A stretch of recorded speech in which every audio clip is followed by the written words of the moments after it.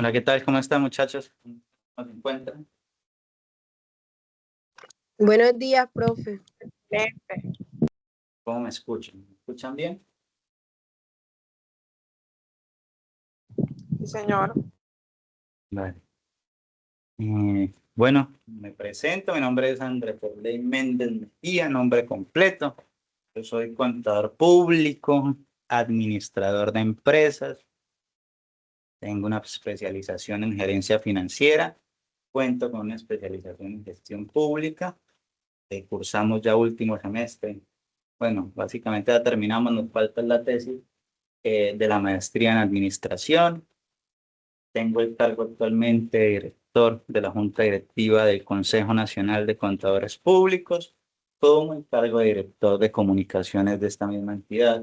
He trabajado en los últimos años como asesor interno y externo de varias instituciones nacionales, departamentales y municipales del sector tanto público como privado, entre estas dentro del Departamento de Norte de Santander Corpo Nor, Gobernación de Norte de Santander en la Secretaría de Hacienda, Alcaldía de San José de Cúcuta, Ministerio de Cultura, Universidad de Pamplona, Comisión Nacional del Servicio Civil, entre otras instituciones. En el sector privado estamos en todo el tema de propiedad horizontal y contamos con una firma de contadores denominada Conocimiento y Desarrollo Empresarial SAS, ubicada en la ciudad de Medellín. ¿Listo? Una pauta importante en esta presentación. Actualmente la Universidad de Pamplona tiene una pequeña contingencia que está solucionando en el transcurso de estas semanas y por ende hemos creado en esta misma semana el canal de YouTube que se va, en donde estaré colgando las grabaciones, porque cuando ustedes culminen la clase se van a dar cuenta que van a tener que descargar la grabación para poderla ver, o sea, no la van a poder ver directamente como normalmente se hacía, que era un clic y les abría la pestaña de grabación. Entonces yo les voy a descargar la grabación y se las voy a colgar en la plataforma de YouTube para que ustedes puedan verla con autonomía de todo lo que se habló, de todo lo que se abordó en nuestras tutorías, en nuestros encuentros, y desde ahí puedan realizar las actividades institucionales encomendadas. ¿Sí? Datos de contacto importantes, algunos datos importantes: mi nombre, André Ferley Méndez, mi correo electrónico andre.mendez@unipamplona.edu.com y mi número telefónico. Yo creo que a cada uno de ustedes ya les llegó un mensajito en el transcurso de la semana a sus números telefónicos para que se agregaran en un grupo. Ese grupo es el institucional, el que yo generé para tenerlos informados de cualquier caso, de cualquier contingencia y que desde ahí me realicen las consultas correspondientes, pero mi número telefónico también está plasmado ahí, 320-809-1500. Algunas observaciones, encuentros de tutorías que tenemos en el transcurso del semestre.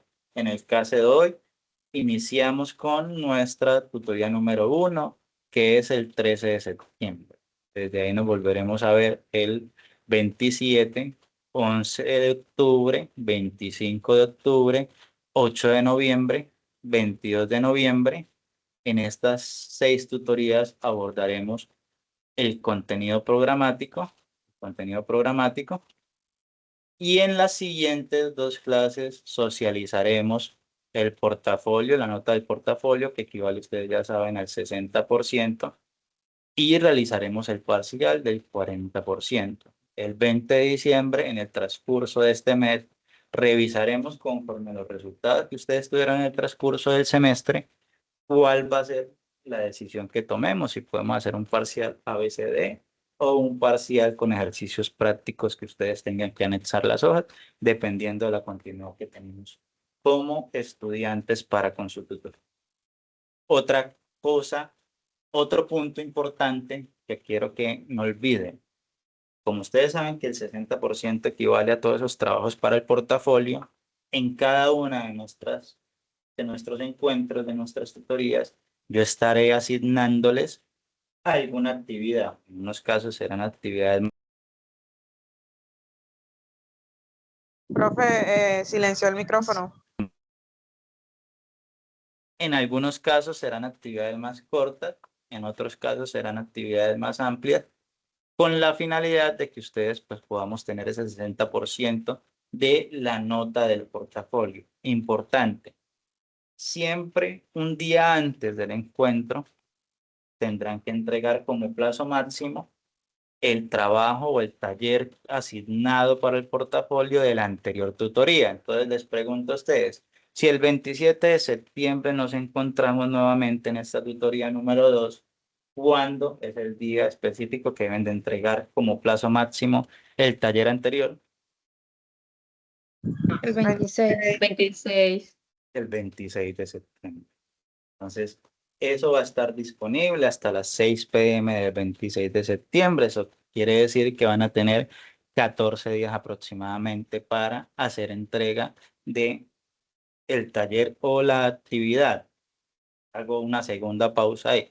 En este caso, normalmente ustedes las actividades las han subido o las comparten desde la plataforma de Microsoft Teams, pero actualmente con la contingencia que se está presentando, estamos mirando cómo se puede generar desde Meet, desde el Consejo Nacional, colocar a disposición para que desde esa plataforma suban las actividades y desde ahí se califiquen, mientras se da solución a dicha contingencia. Estamos esperando que nos habiliten Moodle o si no, realizaremos las entregas por Moodle para que ustedes presenten esas actividades, pero les estaré comentando por este medio y por el grupo de WhatsApp que tenemos. Entonces, estar muy pendientes. Usted dice que tiene muchos grupos actualmente, entonces que no se quiere agregar el de la clase, pues les estaremos informando por Teams, pero de alguna otra forma será hecho cumplido, o sea, quiere decir que si notificaré por los dos medios, si la persona, llegado el caso, dice no me enteré, pues dimos dos medios diferentes para que la persona estuviese al tanto de la situación. Dos cosas importantes de igual forma. Soy muy estricto en las entregas. Entonces, ¿qué quiere decir eso? Que en nuestros tiempos o en nuestros plazos asignados se deberán de entregar los trabajos estipulados. Profe, es que estamos en la semana 4, en el encuentro 4 y yo no entregué el del encuentro 1 y la nota me está quedando entre 2. ¿Cómo hago, profe? La respuesta ustedes ya la conocen porque en la tutoría 1 el docente fue muy claro en las decisiones que se van a tomar para contabilidad 3. ¿Listo? Entonces ya saben que somos muy estrictos en la entrega de las notas y el parcial del 40% si lo revisaremos más adelante. Métodos de calificación. Ustedes conocen el artículo 32. Ustedes ya están en tercer semestre. Lo han revisado con anteriores docentes. El acuerdo 186 del 2 de diciembre del 2005 en el parágrafo cuarto habla que ustedes tienen dos calificaciones importantes. Tienen el portafolio y desarrollo de proyectos que equivale al 60%, que eso en el caso de nosotros estará dividido en 6, 5 o 4 actividades dependiendo de el trabajo o de la cantidad de trabajo que podamos asignar en el transcurso del semestre. Eso va a equivaler al 60%, se suma las notas finales, se divide entre la cantidad de trabajos entregados y nos arroja un porcentaje del 60% y un examen final que equivale al 40%. Ese examen final podrá ser ABCD, será un ejercicio práctico dependiendo de la práctica que tengamos en el transcurso del semestre y los ejercicios que podamos colocar en el transcurso de este portafolio. Plataformas a utilizar, nos estamos en nuestra tutoría, nuestro encuentro número 1 por Microsoft Teams, es la plataforma que ustedes normalmente utilizan. Estamos esperando que nos habiliten Moodle, porque de esta plataforma pues podemos colgar los trabajos, pero les estaré informando sí o sí en el transcurso de esta semana. De esta semana no pasa para que ustedes tengan claridad en dicho tema. ¿Listo? Hasta ahí, ¿todo claro, muchachos? Señor. Profe, Sí. una pregunta, ¿puede compartir por acá el link del grupo de WhatsApp? No sé si un compañero ahí me colabora. El WhatsApp aquí. Déjame compartir entonces.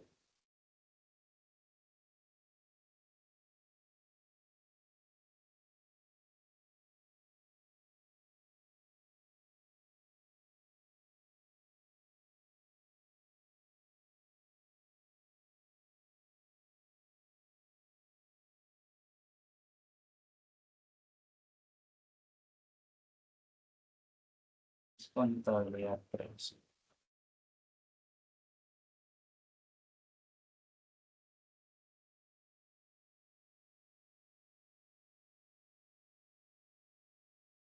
Listo. En el chat ya les compartí el link de el grupo de contabilidad.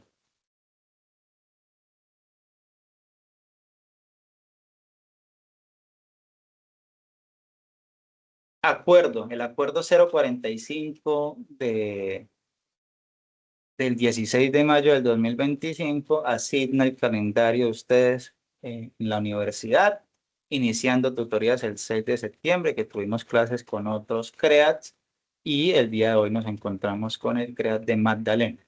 Entonces, desde ahí inician las clases. Hoy tenemos el primer encuentro, 13 de septiembre, hasta la terminación de las tutorías, que sería el 20 de diciembre de 2025. Ustedes van a tener el desarrollo del portafolio del 6 de septiembre a el 6 de diciembre. 6 de diciembre como plazo máximo para obtener esa retroalimentación de los trabajos entregados por ustedes, y del 4 al 11 se estarán colgando los resultados obtenidos. En este caso, nosotros la nota del 60%, la socialización de esa nota, la realizaremos el 6 de diciembre. Entonces, el 6 de diciembre ustedes se podrán conectar y van a saber cuál fue la nota obtenida por ustedes para ese 60% del portafolio. Importante, muchachos, nuevamente les quiero ser muy enfático en esto.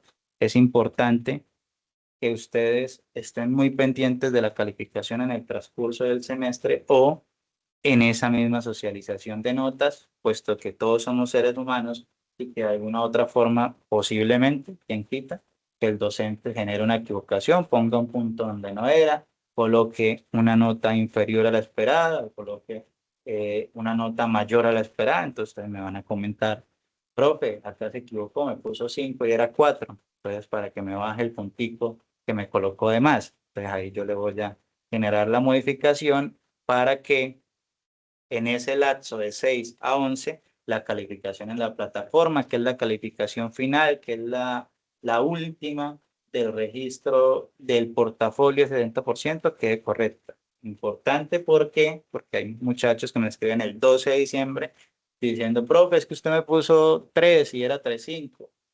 En este caso ya tendría que usted solicitarle a la dirección del Magdalena, que la dirección envíe a la dirección de programa en Pamplona y que Pamplona habilite para poder hacer modificaciones. Eso es un tema que puede irse hasta el otro semestre y sin modificaciones. ¿Listo? Cancelación de asignaturas. Si usted no entregó los trabajos en el portafolio y se dejó coger el tarde, entonces en el último día de la calificación dice, profe, es que usted me puso 1.5 porque no entregué los trabajos, pero no hay forma. Entonces lo que yo le voy a responder es, muchachos, con todo el cariño del mundo, tiene en estos momentos activado para que cancele la materia, la asignatura, y el otro semestre con gusto nos volvemos a ver y revisamos qué se puede hacer. ¿Sí? De igual forma, hay jóvenes que son emprendedores, algunos trabajan de manera informal, algunos por sus actividades en el día a día, por X o Y motivo no pueden continuar con sus estudios. En esa temporada del 4 al 12 de diciembre ustedes pueden cancelar el semestre, que se puede realizar 2 veces durante la carrera por X o Y motivo. Entonces generan la cancelación del semestre con la finalidad de que no queden excluidos de la universidad, que es como la principal función de esta línea de cancelación de semestre.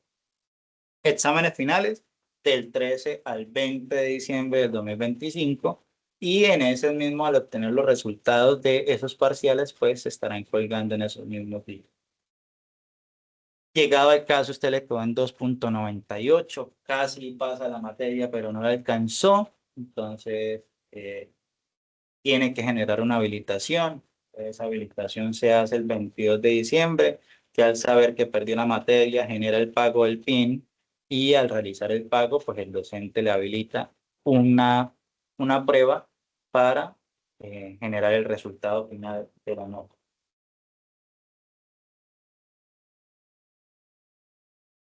Claro, hasta ahí, muchachos.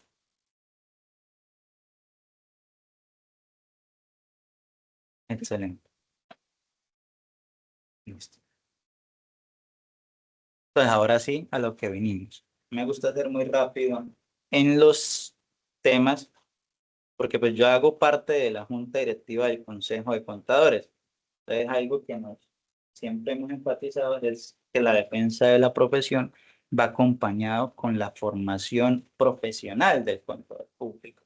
Entonces, no podemos hablar de la defensa de la profesión si nosotros en el ejercicio profesional no damos o no hacemos la tarea de formar exitosamente o formar estratégicamente, formar positivamente a cada uno de los contadores. Recuerden, muchachos, que la única diferencia que ustedes van a tener con los 330.000 contadores que hay en la actualidad, 69% mujeres, el restante hombres, es la capacidad profesional que ustedes tienen para la toma de decisiones. Qué tan buenos son en tributarios, qué tan buenos son en laboral, qué tan buenos son financiera y contablemente. Desde el manejo de la formación que ustedes tengan es lo que los va a diferenciar. Hay contadores muy grandes, como hay contadores que viven del día a día, como cualquier otra profesión que tiene este país. Entonces, ¿qué es lo que nos diferencia?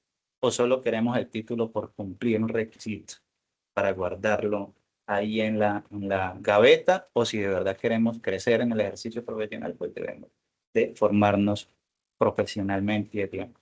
Entonces, desde ahí aparece contabilidad número 3, que hoy en día queremos como objetivo principal conocer a fondo el origen de los pasivos, el patrimonio como fuentes de financiación, cuáles son sus reconocimientos según las normas internacionales de contabilidad y según las normas internacionales de información financiera, las NIF y las NIC. Su medición, su reconocimiento, su clasificación dentro de la estructura patrimonial de estas instituciones o de estas empresas. Nuestros objetivos específicos van a ser identificar el origen, diferenciar las alternativas de financiación que tiene una empresa, reconocer las diferentes fuentes de financiación. Intentaremos incluir varios ejemplos desde la práctica profesional del día a día, identificar formas, valoración y de liquidación de las diferentes fuentes de financiamiento, establecer las diferentes técnicas de control interno sobre las transacciones institucionales que tiene de pasivo y patrimonio y diferenciar las formas de presentación de las fuentes de financiación. Entonces, esta contabilidad 3, que siempre es amplia, se divide en 8 unidades que deberán de ser abordadas en 6 encuentros. Por eso, desde el encuentro 1 en esta introducción, pues también vamos a ver una unidad completa con la finalidad de dejar 6 unidades para los siguientes encuentros. Entonces, en nuestra unidad 1 vamos a hablar sobre las generalidades, los conceptos que ustedes han escuchado en contabilidad 1 y contabilidad 2, generalidades del pasivo y patrimonio, la naturaleza del pasivo, su clasificación, cómo se reconocen los pasivos, cómo se reconocen los patrimonios. En nuestra unidad 2 vamos a ver el costo de capital, entonces ahí veremos tasas de intereses, instrumentos financieros, las obligaciones nacionales, la obligación extranjera. En la unidad 3 enfocaremos desde los pasivos, proveedores, las cuentas por pagar y los impuestos. Entonces, ¿qué es la contabilidad 3? La contabilidad 3 inicialmente nos vamos a enfocar en pasivos y patrimonio. En la unidad 1 vamos a ver lo que ustedes ya conocen, una retroalimentación desde contabilidad 1 y 2, que conocen del pasivo, cuándo crece, cuándo disminuye, si es una deuda, si es un impuesto, cuándo aumenta el patrimonio. Eso lo vamos a ver en la unidad 1, que es el encuentro 2. Ya de ahí en adelante sabemos que dentro de los pasivos hay diversos conceptos.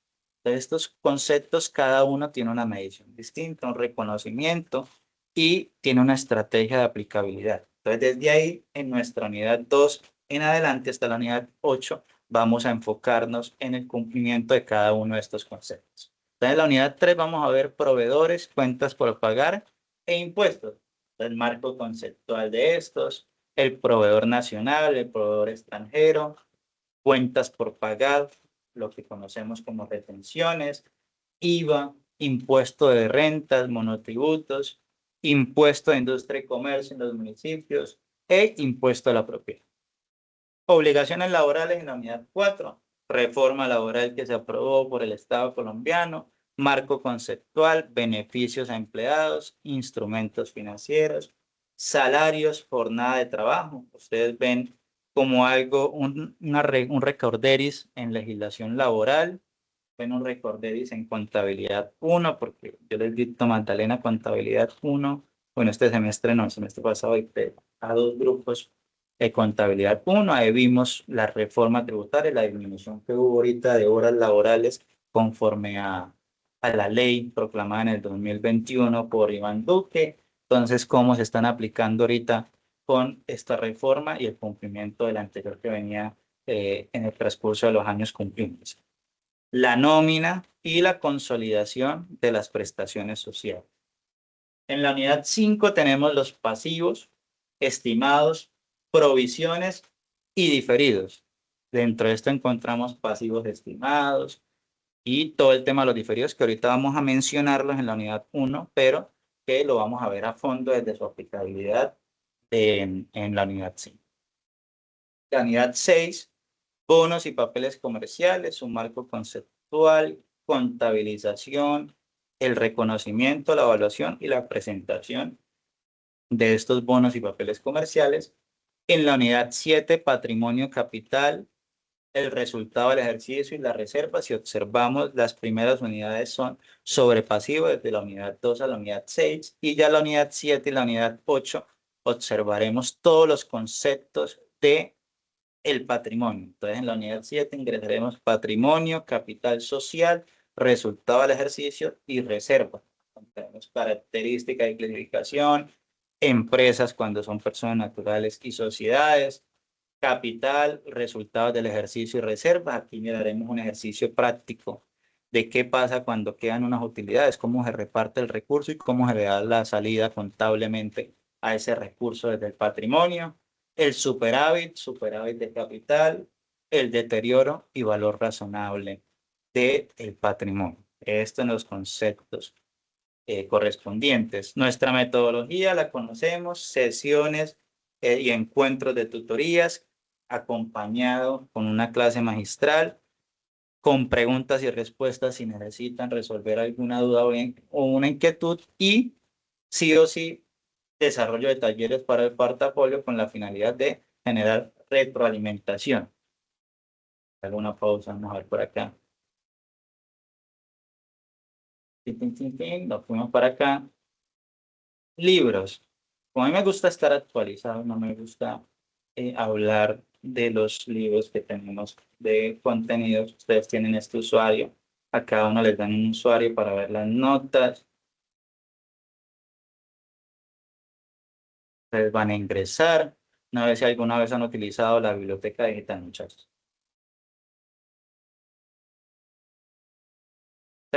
¿Se han utilizado la biblioteca digital o nunca?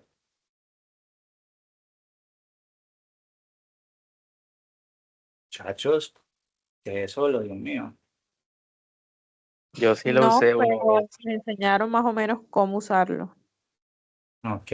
Pero ustedes van a ingresar a biblioteca digital. Entonces les sale las opciones de la Universidad de Pamplona. Todos estos son libros de acceso gratuito. Para ustedes como contadores, digital y hispana, les puede servir. Ahí pueden haber algunos contenidos referentes a la profesión. Desde ahí ustedes van a buscar el libro. ¿Dónde es? Es Contabilidad General con enfoque para las pymes. Y lo vamos a ver aquí. Ya ustedes pueden crear un usuario y contraseña si quieren descargar después el libro. Y les va a salir contabilidad de activos, que eso yo creo que lo vieron en contabilidad 2. Y contabilidad general con enfoque de las NIC para las pymes. Entonces, profe, tengo una duda o una inquietud. Vamos a tomar la mayoría del contenido correspondiente al libro Contabilidad General con enfoque en normas internacionales para las pymes. ¿Por qué para las pymes, profe? Porque el 99% hacen parte de las pequeñas y medianas empresas de Colombia, contando con las microempresas que tienen sus mismas normas internacionales. Entonces, desde ahí vamos a enfocarnos en ese margen, ¿no? En ver las normas o enfocarnos en las normas internacionales direccionadas a las pequeñas y medianas empresas. Desde acá ustedes le van a dar ahí, está ahí, acá. Desde acá le van a dar en texto y van a poder observar o visualizar el libro como tal. El contenido, entonces van contenido y ven los conceptos, entonces contabilidad de pasivos. Y les sale todo lo correspondiente a el capítulo de pasivos, cuáles hacen parte de los pasivos, entre otras cosas. ¿Sí? Ya, bueno, los que ya tienen la plataforma instalada de Adobe RM, entonces yo descargo, bueno, hay que acceder a la cuenta y eso.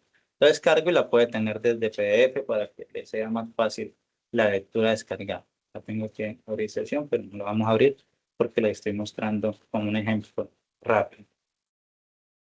¿Claro hasta ahí, muchachos? Lo del libro, ¿todo correcto? Sí, señor. Excelente. Entonces, desde ahí logramos revisar en el contenido programático que nuestra unidad 1 es generalidades. En nuestra unidad 2 a la unidad 6 vamos a enfocarnos en los contenidos que tienen todo lo correspondiente a pasivos. Y en la unidad 7 y 8 vamos a enfocarnos en patrimonio. Entonces vamos a iniciar el día de hoy con la unidad 1 en estos 30 minutitos de encuentro de tutoría. Me avisan cuando sean las 10:30 para dar cierre en estos últimos 10 minuticos del encuentro. ¿Listo?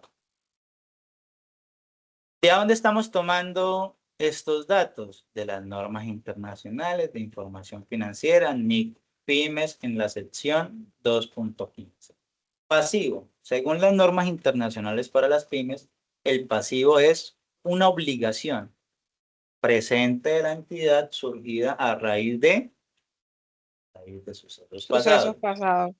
Entonces, es una obligación que surge a raíz de sucesos pasados, al vencimiento de la cual espera desprenderse de recursos que incorporan beneficio económico. Entonces, quiere decir que el pasivo es una obligación a raíz de sucesos pasados y que a futuro va a desprender beneficios económicos. Un beneficio se reconoce solo, un pasivo, perdón, se reconoce solo si es probable que el pago de la obligación se derive de la salida de recursos que llevan incorporados beneficios económicos y cuyo valor, que es en los casos, ¿por qué se hace mención a este concepto? Porque en algunos casos cuyo valor no puede ser medido fiablemente. Con fiabilidad, eso ahorita vamos a mostrarles unos ejemplos de por qué hacen mención a que es importante que un pasivo solo se reconoce si es probable que salga un recurso, pero no solo si es probable que salga un recurso, pero que también pueda ser medido. Ahorita vamos a ver un ejemplo. Elementos claves, entonces, resumiendo el concepto de la sesión 2.15, es que existe una obligación presente que surge de sucesos pasados y produce salida de recursos futuros, a que agregaríamos como un cuarto que puede ser medible, que debe ser medible. Entonces, obligación presente, sucesos pasados, salida de recursos y que esa salida de recursos sea medible con fiabilidad.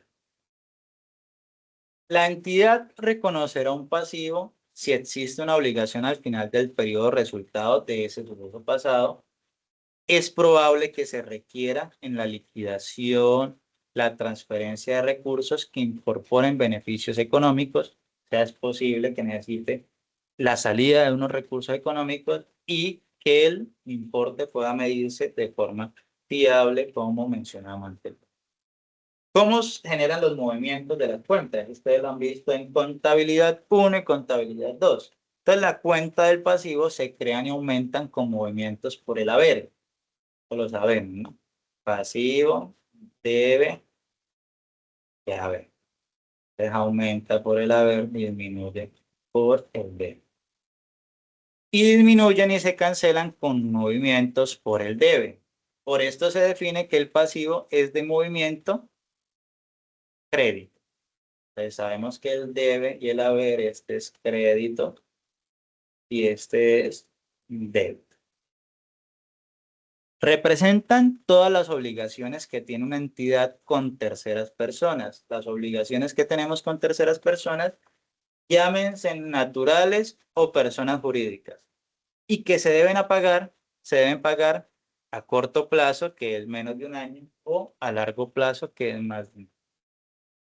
La obligación legal surge de contratos o normas, llámese préstamos o impuestos, y la obligación implícita surge de políticas o prácticas pasadas de la empresa.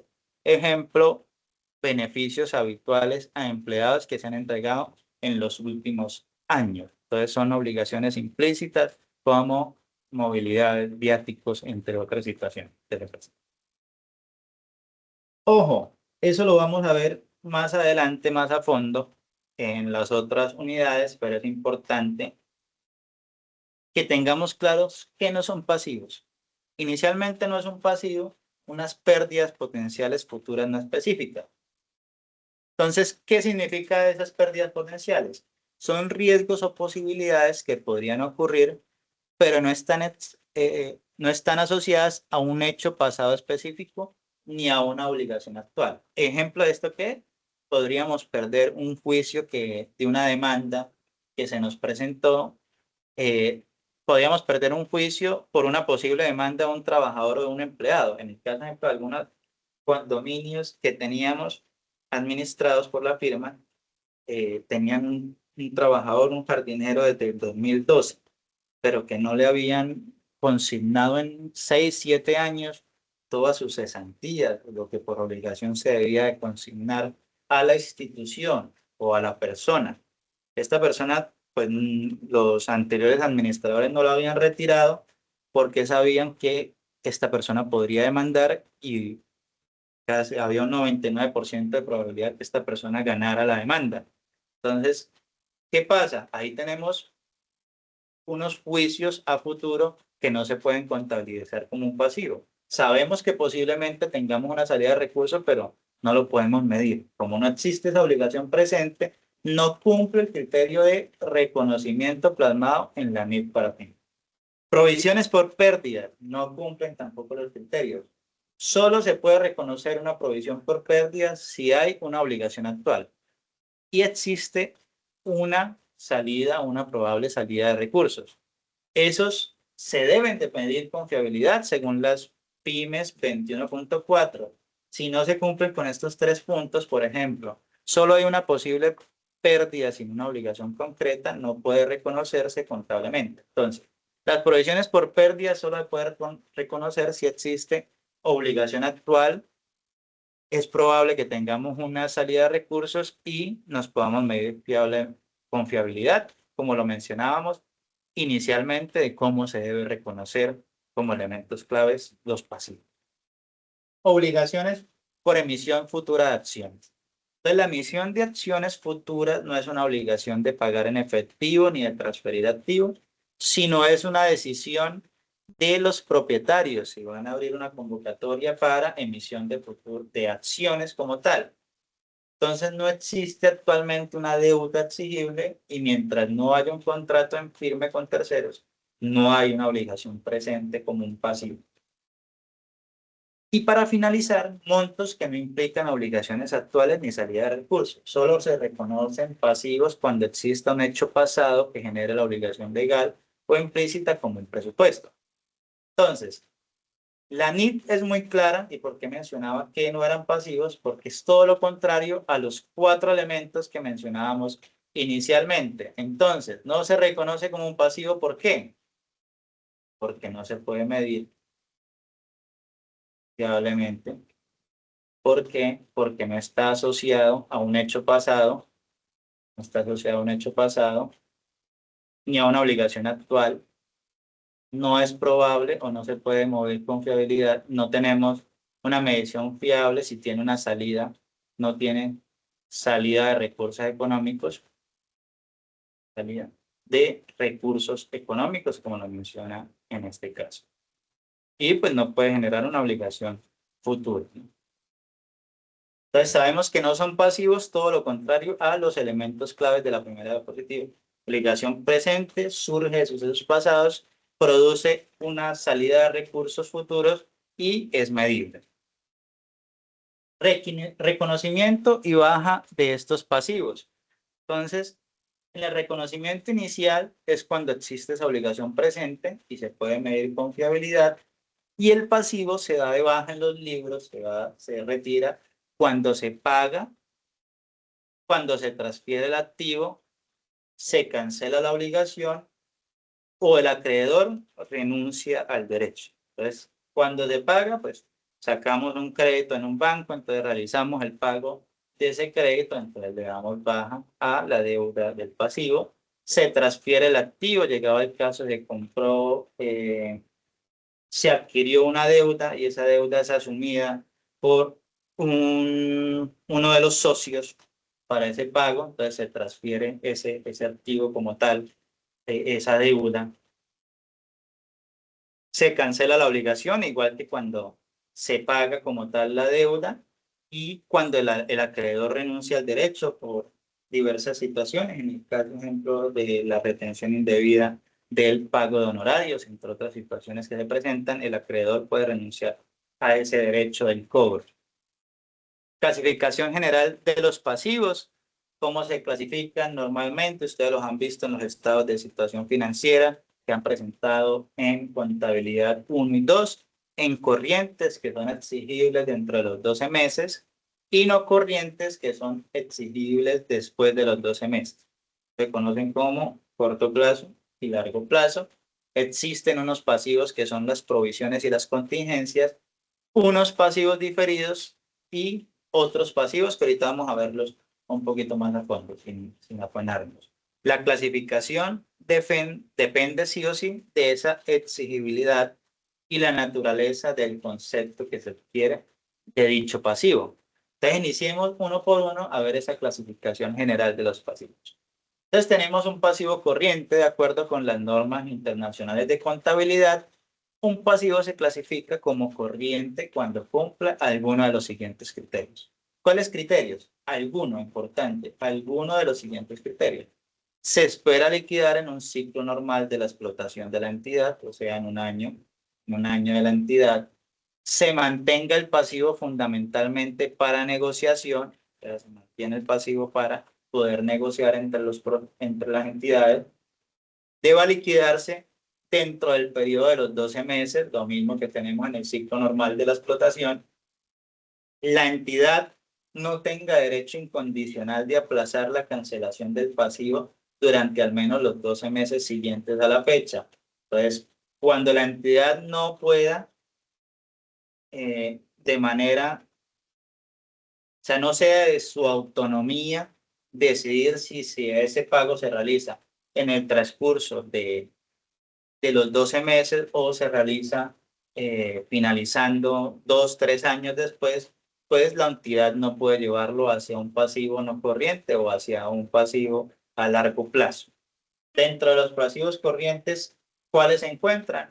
Proveedores. En las normas internacionales, lo que nosotros denominamos como proveedores se conoce como acreedores comerciales.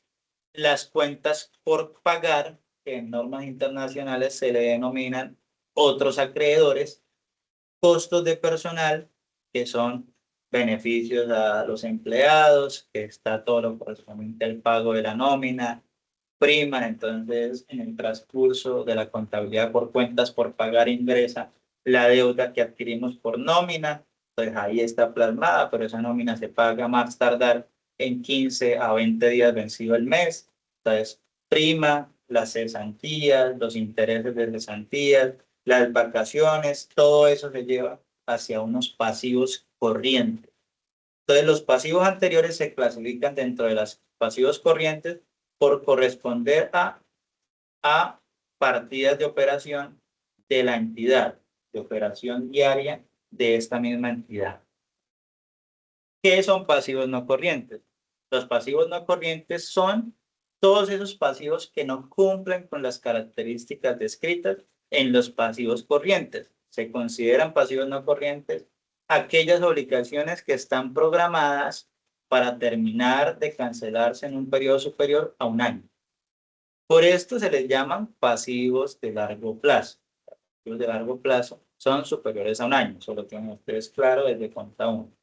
Se debe tener en cuenta que es potestad del empresario decidir si se quiere realizar esa separación de activos o pasivos entre corrientes y no corrientes, o dejar una sola clasificación, colocarle pasivo y incluir en ese pasivo todas las deudas adquiridas o todos los pasivos adquiridos en el transcurso de el año, en el transcurso de la operación diaria de la entidad, ya que las normas internacionales son muy enfáticas en que no obligan a la entidad que usted genere la clasificación entre corrientes y no corrientes. No obstante, para el momento de entidades que informan o generan licitaciones o generan una apertura para inversionistas, pues sí es necesario que clasifiquen entre sus activos corrientes y no corrientes.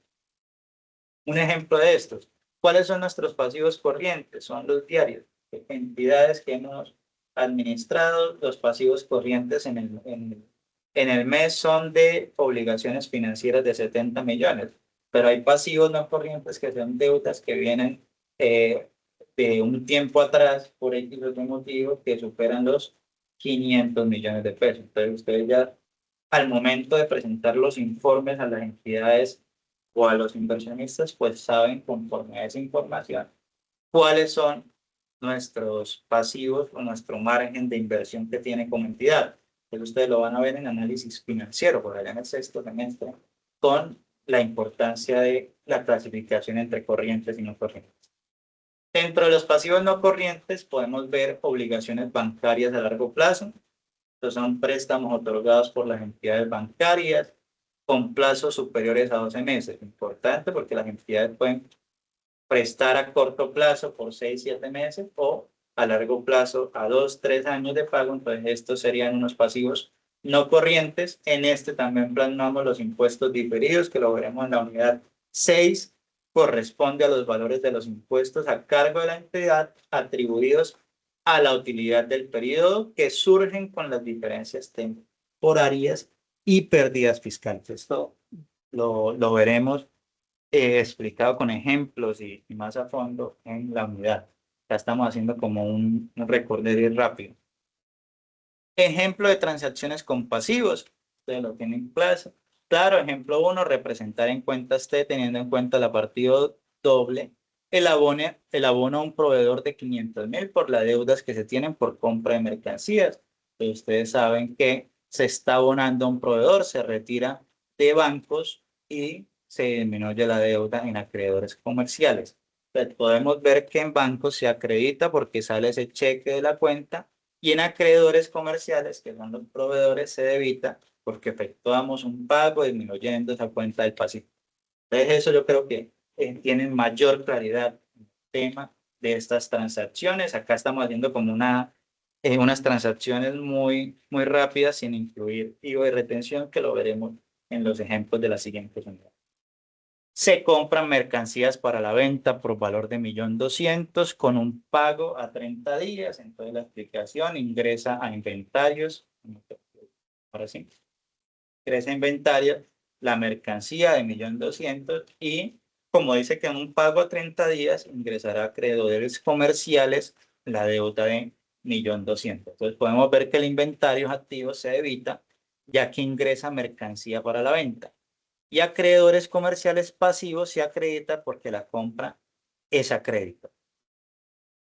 Cuando se realiza el pago de mercancía, se debita acreedores comerciales, entonces pasa de la deuda del haber al debe, y se acredita bancos porque es la salida de el recurso, o sea, va hacia la deuda. Ustedes, mejor dicho, ustedes son unas máquinas para hacer estas transacciones.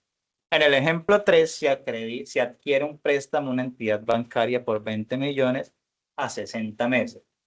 Entonces, acá, ¿qué nos quiere decir? Que a 60 meses quiere decir que es a largo plazo. Entonces, un pasivo no corriente. Entonces, en la explicación, bancos ingresa el recurso de los 20 millones y nos vamos a obligaciones financieras. En la subcuenta del banco tal, la deuda de los 20 millones activos. Podemos ver que en bancos se debita porque se adquiere un préstamo bancario, el cual es desembolsado en la cuenta del banco, y se acredita obligaciones financieras porque una entidad financiera realizó dicho préstamo. En este caso ya teníamos un ejemplo de un pasivo corriente y tenemos un ejemplo de un pasivo no corriente porque es mayor a 12 meses. Entonces ingresamos después, estábamos hablando de la clasificación general de los pasivos, tenemos corrientes, ya explicamos los no corrientes y nos vamos a provisiones y contingencias. Entonces, según las normas internacionales en la sección 21, son pasivos de cuantía o vencimiento incierto, las provisiones o contingencias.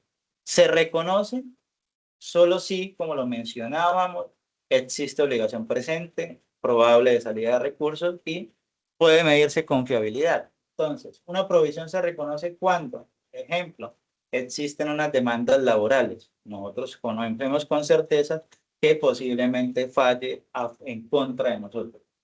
Impuestos discutidos, entonces la DIA nos generó unas sanciones por unos impuestos, entonces nosotros iniciamos a generar una defensa o la entidad, caso cuando están en público, contabilidad pública. Entonces, las secretarías de Hacienda generan unas auditorías, unas fiscalizaciones, entonces llegan unas solicitudes y existe un proceso de defensa de la entidad con respecto a esos impuestos discutidos y garantías a clientes por incumplimiento de la norma. Sabemos que existe una obligación, que es la garantía. Es probable una salida de recursos porque lo adquirió y tiene el cumplimiento de ese recurso y sabemos cuánto es el porcentaje de la garantía y cuánto es el recurso que debe de salir para reponerse eso. Diferencia clave, las provisiones, incertidumbre del monto o fecha y el otro pasivo, cuando tenemos el caso de otros pasivos, tienen un monto y una fecha exacta, unas fechas ciertas de cuánto va a salir. Entonces las provisiones y contingencias en su mayoría no se pueden medir con fiabilidad y por ende no es posible contabilizarse. Pero en los casos como las demandas laborales, impuestos discutidos y garantía de clientes, que sí se puede conocer un valor aproximado al real, pues inmediatamente nosotros podemos generar ese pasivo por provisiones y contingencias. De igual forma, aparece un último concepto, después vienen otros pasivos, pero un último concepto de pasivos diferidos. Todos esos pasivos diferidos son los ingresos recibidos por anticipado, pero que aún no se devengan. O sea, unos ingresos anticipados por cierta labor o cierta obra que aún no es de nosotros. ¿Por qué? Porque aún no hemos entregado el bien total. Entonces, esto se recibe como pasivo hasta que nosotros prestemos el servicio, entreguemos el bien con calidad, con la respuesta de cumplimiento del contrato, inmediatamente este ya entra a ser un ingreso.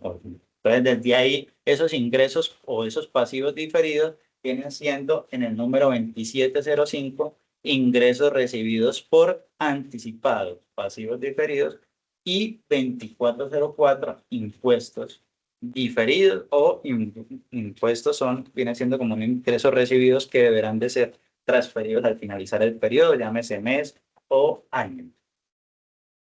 Otros pasivos que no están plasmados en algunos pasivos corrientes, no corrientes, provisiones y pasivos diferidos. Está anticipos y avances recibidos por la institución, depósitos recibidos, ingresos recibidos para terceros, embargos judiciales que tengamos. Se presentan separados estos conceptos como otros pasivos en el estado de situación financiera. Estos conceptos los veremos en unidad 5, si no estoy mal. Entonces, acá estamos haciendo como un recorderio. Recordemos, les mencionaba que en la tutoría 1 vamos a hacer un recorderio de estos conceptos, pero que más a fondo los vamos a ampliar en las siguientes unidades. En el tema del pasivo, ¿tenemos alguna duda o una inquietud? O en el transcurso de la formación de contabilidad 1 y contabilidad 2, esto lo tenía más que claro. Los pasivos siempre empiezan con el número de código con 2. Sí, señor. Listo. Entonces, como nosotros tenemos ya claro los pasivos, nuestros conceptos claves. Entonces vamos a ir ahora al segundo concepto, que es patrimonio. Recordemos que pasivos y patrimonio es lo que vamos a ver en todo el semestre. Entonces, en todos los encuentros de teoría vamos a volver a ver sobre pasivo, pasivo y pasivo, y cuando cambiemos de pasivo vamos a ir a hablar de patrimonio. Entonces, según las normas internacionales para pymes, el patrimonio es la participación residual en los activos de una entidad, una vez deducidos todos los pasivos. Entonces, esa es la fórmula que siempre nos han enseñado, que patrimonio es activo menos pasivo. Si quiere hallar pasivo es activo menos patrimonio, es igual a los pasivos. Así pues, representa los aportes de los socios o accionistas, los aportes de los inversionistas, el capital ganado, o sea, las utilidades en los periodos contables, y estos se pueden subclasificar en el estado de situación financiera. En la unidad 7 y 8 veremos algunos ejemplos de los casos prácticos de los patrimonios. Por lo anteriormente descrito, se considera que el patrimonio son las obligaciones, obligaciones que tiene la empresa para con los dueños, para los socios, los accionistas, todo lo que se considere dueño de la institución, los cuales carecen de costo financiero, es decir, no causan intereses, a pesar de ser tomado como una deuda. Nosotros tenemos una deuda con la empresa como tal, la persona jurídica tiene una deuda con los socios, que pueden ser personas naturales y personas jurídicas, accionistas de esta institución, pero que estos nunca pueden decir que por haber inyectado 100 millones de pesos a la institución, le tenemos que pagar de las utilidades ciertos intereses por ese patrimonio. Entonces, el origen del patrimonio. El origen del patrimonio para personas naturales son el aporte personal del dueño. Para una persona jurídica son los aportes de los socios o los accionistas. Se los mencionaba anteriormente, los socios y los accionistas pueden ser personas jurídicas o personas naturales. Personas jurídicas, pues, son las empresas públicas, privadas, mixtas, y las personas naturales, pues, somos nosotros, los que estamos hoy en este seminario, en este curso de contabilidad. Aportes pueden ser en dinero o en especie. En el caso concreto, yo soy socio del conocimiento y desarrollo con un porcentaje inferior, porque pues yo coloqué algunas estrategias y algunos contactos para adquirir algunas entidades asociadas a conocimiento y desarrollo. No obstante, pues el dinero y la inversión general de la oficina valorizada en 200 millones, en otras inversiones que se están haciendo en Medellín para poder ejecutar los servicios adecuados con esas entidades, pues los hicieron los otros dos accionistas. Entonces, digamos, yo aporté en unas estrategias en especie y eso nos permite ser accionista de la firma, pero su socio principal pues fue el que aportó el dinero. Sirve como garantía ante terceros y el respaldo del negocio como tal. Ejemplo, en el PUT colombiano, 310505, capital autorizado, 310510, capital por suscribir, 310515, capital suscrito por cobrar, y 310520, capital suscrito y pagado. Lo vamos a ver concepto por concepto en unidad 7. Movimientos de las cuentas del patrimonio. Las cuentas del patrimonio se crean y aumentan con movimientos por el haber, nuevamente, y disminuyen y se cancelan con movimientos por el debe. Pero, profe, ¿por qué se da o por qué sucede lo mismo que el pasivo? Porque recuerden que el patrimonio también es que una obligación, pero una obligación no hacia una entidad, no hacia un proveedor, sino hacia unos dueños, socios y accionistas. Entonces, por ende, usted observa que el movimiento de la cuenta de patrimonio es igual al movimiento de la cuenta, o muy parecida, para no decir igual, muy parecida al movimiento que tiene la cuenta de pasivo. Entonces, los con movimientos por el haber y disminuyen y se cancelan con movimientos por el debe. Por esto se define que el patrimonio es de movimiento de igual forma crédito. El patrimonio de una entidad está constituido por los aportes de capital, las reservas legales. Las reservas varían conforme a los estatutos. Las entidades sin ánimo de lucro, por ejemplo, en caso de copropiedades de administración, por ejemplo, nosotros administramos algunas entidades, unos condominios de la ciudad. En estos condominios las reservas deben de estar en un 2% de los ingresos percibidos en el transcurso del mes. Nosotros debemos de, si recibimos 70 millones, el 2% de esos 70 millones deberán de ser consignados a la fiducia que tenemos como reserva para cualquier contingencia. Ganancias o pérdidas de periodos anteriores, partidas de otros resultados integrales que aún no se han realizado y ganancias o pérdidas que tuvimos en el periodo, o sea, en el transcurso del año. El patrimonio no requiere que sea dividido, ni la norma de por sí lo establece. De acuerdo con las normas internacionales, simplemente es la diferencia entre los activos menos los pasivos. Sin embargo, la división de las cuentas se establece para ejercer un mayor control. Entonces, ¿qué quiere decir esto? ¿Qué nos dicen las normas internacionales? Que yo puedo decir que el patrimonio, pues agarro activo, tenemos 100 millones de activos, los pasivos son 80 millones, y yo no necesito describir en qué está compuesto el patrimonio, sino esto, los 100 millones menos 80 de los pasivos, tenemos que el patrimonio de nosotros es 20 millones de pesos. No necesito explicar si son utilidades del periodo, si son aportes de socios, etc.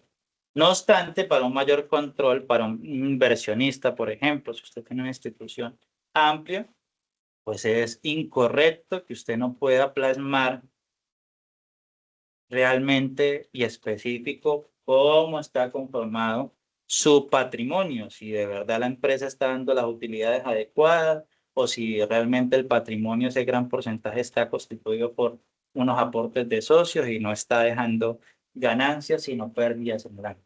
Cuando una entidad crea su patrimonio, equivale a los aportes sociales y van contra el activo.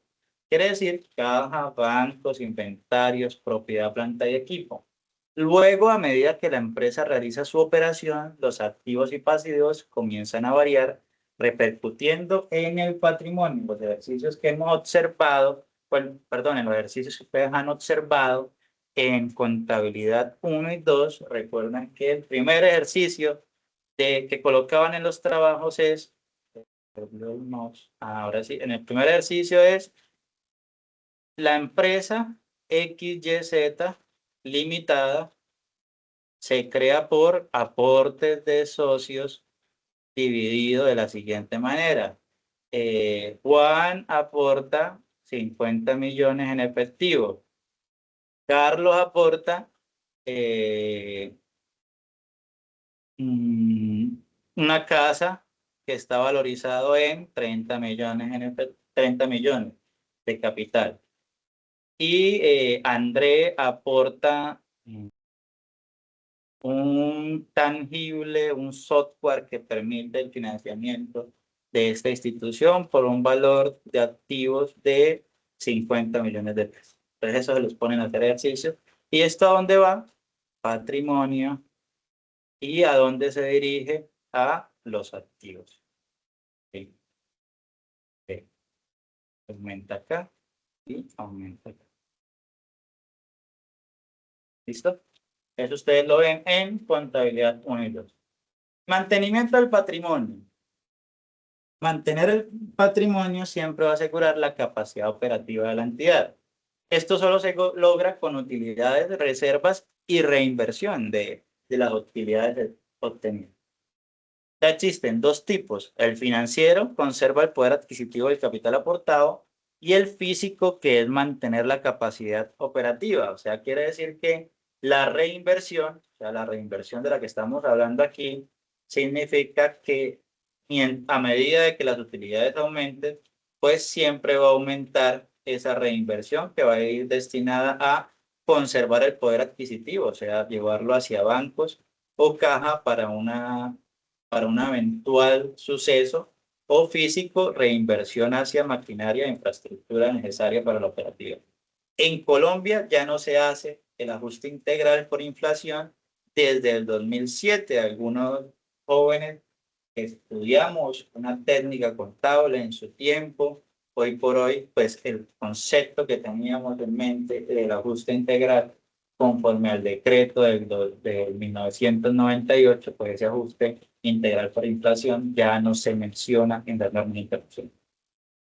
Cuentas del patrimonio, el capital social 3105, que son los aportes de los socios, las reservas, que son obligatorias u ocasionales, 3305, revalorización del patrimonio, que son ajustes por inflación, el 3405, el superávit, que es excedente de la valorización, 3505, resultados del ejercicio, utilidad o pérdida del año, y 3605, resultados de ejercicios anteriores. O sea, esta cuenta irá llevando los resultados adquiridos en las utilidades de ejercicios anteriores con la finalidad de hacer el paralelo con la reinversión que hemos tenido en el transcurso de los años de la entidad.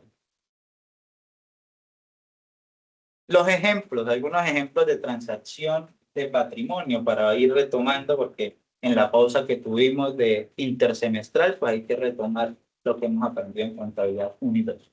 Ejemplos de transacciones con cuentas de patrimonio, representar en cuentas T, teniendo en cuenta la partida doble, la creación de una entidad con los siguientes aportes de capital. Entonces tenemos que mercancías para la venta por un valor de 5 millones, efectivo por un valor de 3 millones, maquinaria para la producción por un valor de 20 millones, muebles, escritorios y sillas por valor de 2 millones y computadores por valor de 10 millones. Como las normas internacionales me dicen, si quiere usted los puede describir por aportes de socios y escribir Juanito dio tanto, Sultanito dio tanto, etcétera, etcétera. O me puede colocar el concepto directo del valor del capital social. En este caso, si usted hace la sumatoria de todos estos, nos da un valor de capital social de 40 millones de pesos, que entraría dividido de la siguiente manera. Propiedad, planta de equipo, la propiedad, caja, perdón. Caja es el efectivo que está ingresando, primero, de los 3 millones, tenemos los 3 millones al debe. En inventarios, mercancías para la venta, los 5 millones los tenemos en inventarios. Maquinaria para producción por un valor de 20 millones. Muebles, escritorios y sillas por un valor de 2 millones y computadores por un valor de 10 millones de pesos. Si sumamos los tres conceptos, eso nos da propiedad, planta y equipo de 32 millones. Obviamente, en este ejemplo que muestra el texto lo lleva hacia propiedad, planta y equipo, pero en propiedad, planta y equipo pues podemos subdividirlo en subcuentas, ¿no? Entonces ya ahí sabemos que es para producción, cómputo de oficina, creo que es el concepto de la subcuenta, entre otras situaciones, para que este quede dividido. En este caso, en el ejemplo, lo llevamos todo hacia propiedad, planta y equipo. Más adelante veremos ejemplos específicos, ¿no? Con cumplimiento de impuestos, de pensiones, entre otros. Podemos ver que todos los aportes de los socios van a capital social, patrimonio, y su contrapartida son los diferentes activos soportados. Entonces, existen algunas clases de capital para ir cerrando ahora sí el encuentro de la tutoría. El capital autorizado, que es el valor máximo aprobado en los estatutos. El capital por suscribir, acciones disponibles para nosotros emitirlas. Capital suscrito por cobrar, son las acciones comprometidas pero que aún no pagadas. Estos suscritos por cobrar son que nosotros, en contabilidad uno lo enseñamos en la primera unidad, que es en el momento de constituirlo, usted genera una acta. Entonces, en el acta usted menciona que nuestro capital autorizado va a ser de 100 millones. Entonces, la Cámara de Comercio le dice, venga, para constituirlo inicialmente usted necesita tener el 33% de ese capital. El restante puede ser un capital suscrito por cobrar. Entonces, estas son acciones comprometidas. Entonces, los tres socios dijeron, vamos a iniciar con 100 millones, pero tenemos un plazo de 30 días para pagar el restante. Ya lo constituimos, pero el restante entra como un capital suscrito por cobrar. Si esa persona, profe, dijo que iba a pagar, pero no los cancela y quiere seguir siendo socio.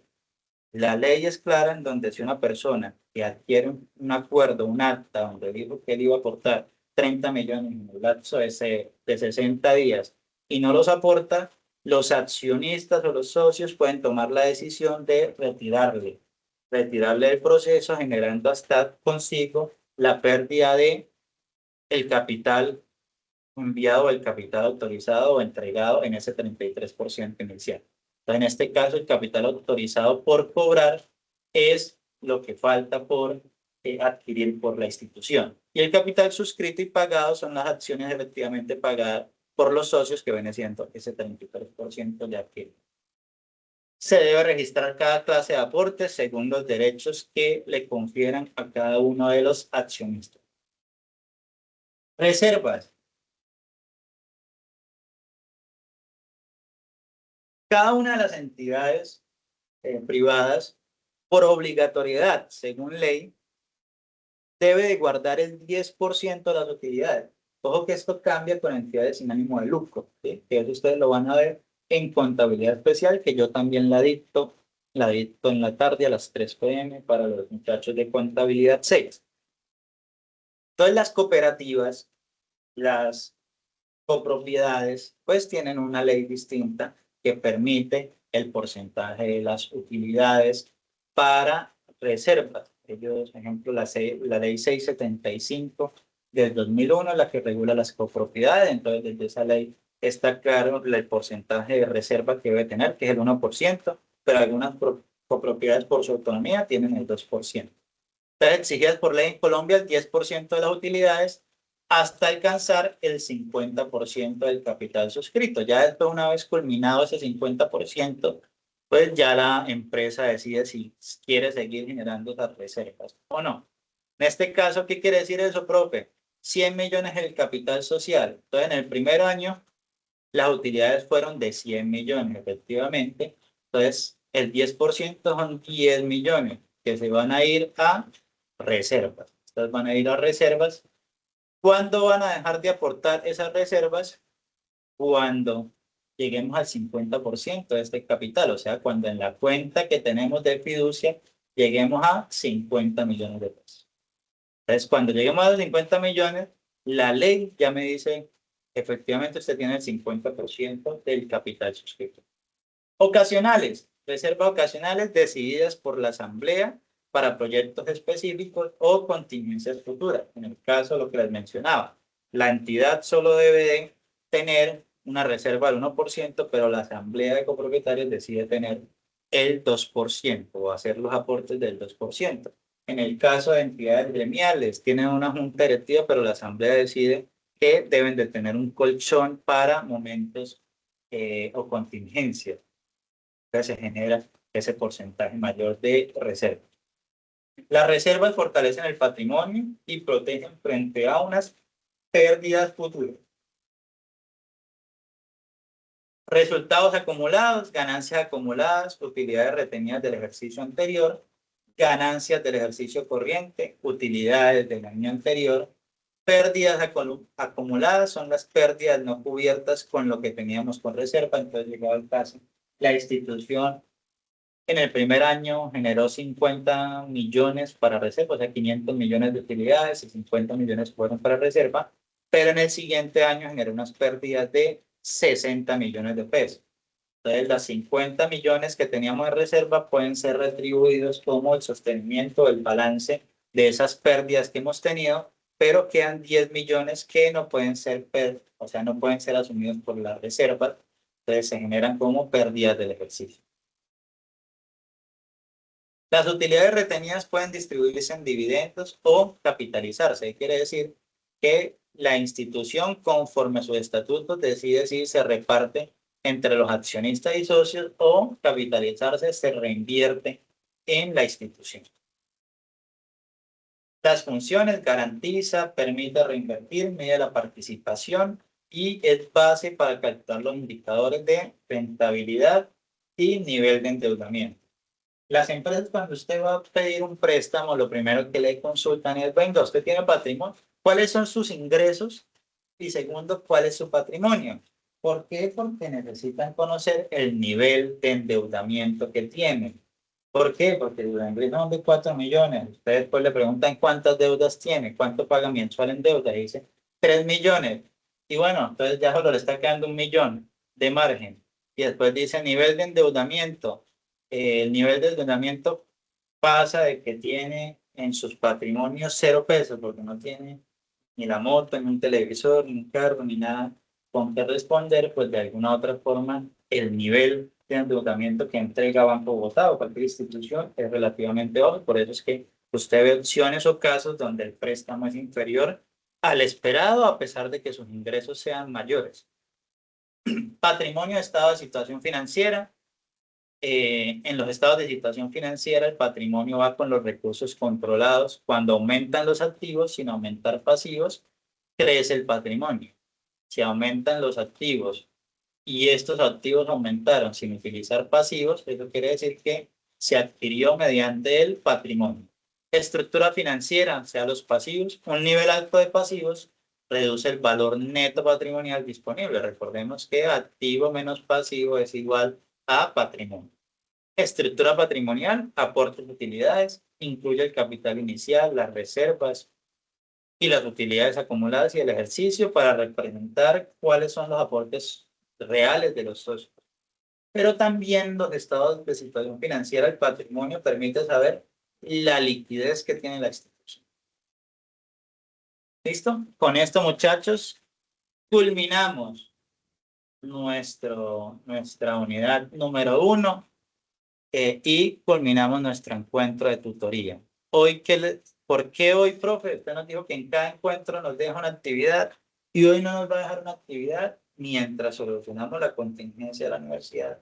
Pues estoy disminuyendo el tema de las actividades y a medida que avancemos, yo creo que en la siguiente tutoría sí vamos a dejar una actividad. Es importante que generemos la retroalimentación de lo que hoy les he estado hablando con el objetivo de que en las siguientes tutorías, en los siguientes encuentros, pues seamos un poco más rápido en los conceptos de pasivos, porque desde la siguiente unidad vamos a soltar un poquito lo teórico y vamos a comenzar a ver ejercicios, que esto sea numérico, que es lo que nos interesa realmente como contadores para la toma de decisiones, aunque es importante, muchachos, y esto se da los dejo enseñanzas para cuando vean tributaria 1, 2 y 3, y es que la importancia de la claridad de los conceptos es lo que nos hace diferentes en la profesión contable.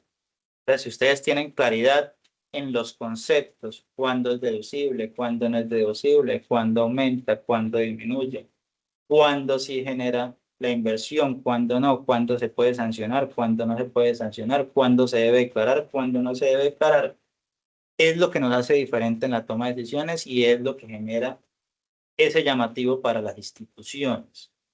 Por eso que hoy los invito a que sean los diferenciadores en la profesión contable. Son 330.000 contadores en el país.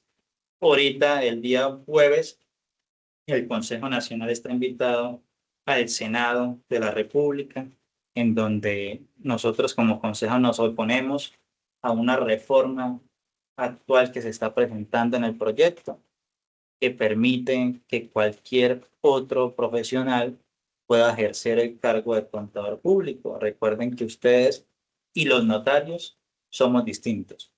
Ya solo los contadores y los notarios tenemos una diferenciador. Es que ustedes, ¿qué tienen, muchachos? ¿De qué nos diferencia los contadores de cualquier otra profesión?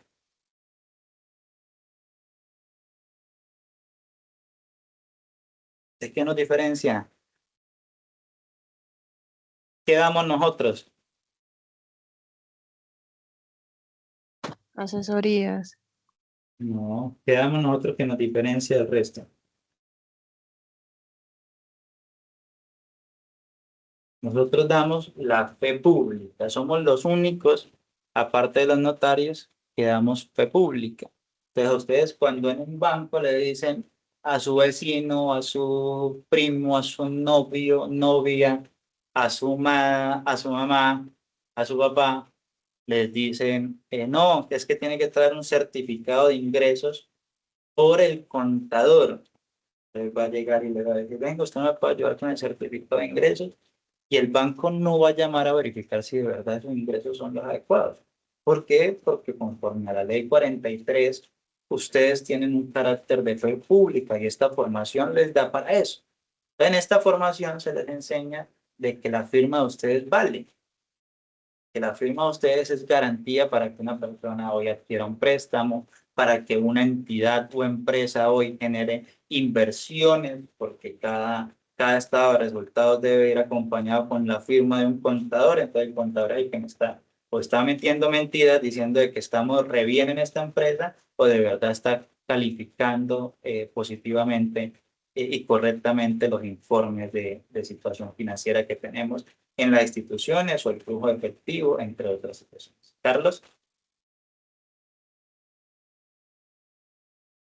Sí.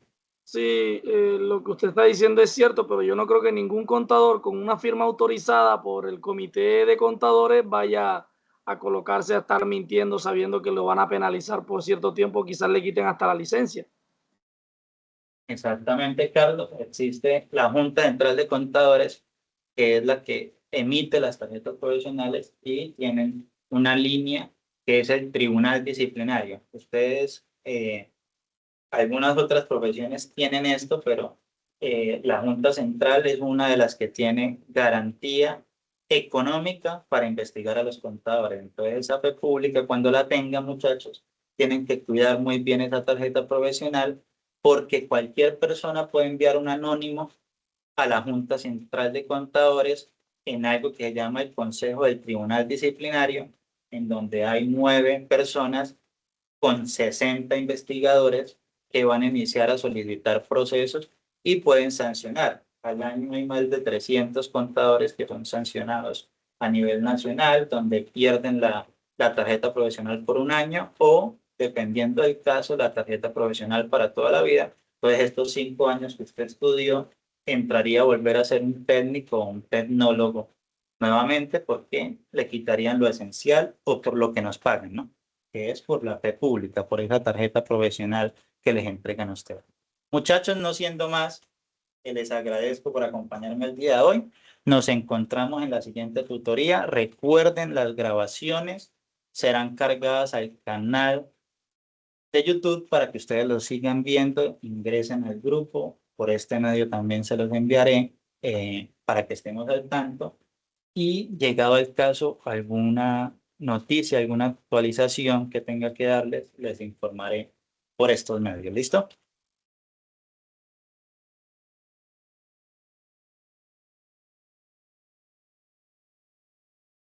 Sí, profe, excelente, profe. Muy bien, profe, la clase. Gracias, profe.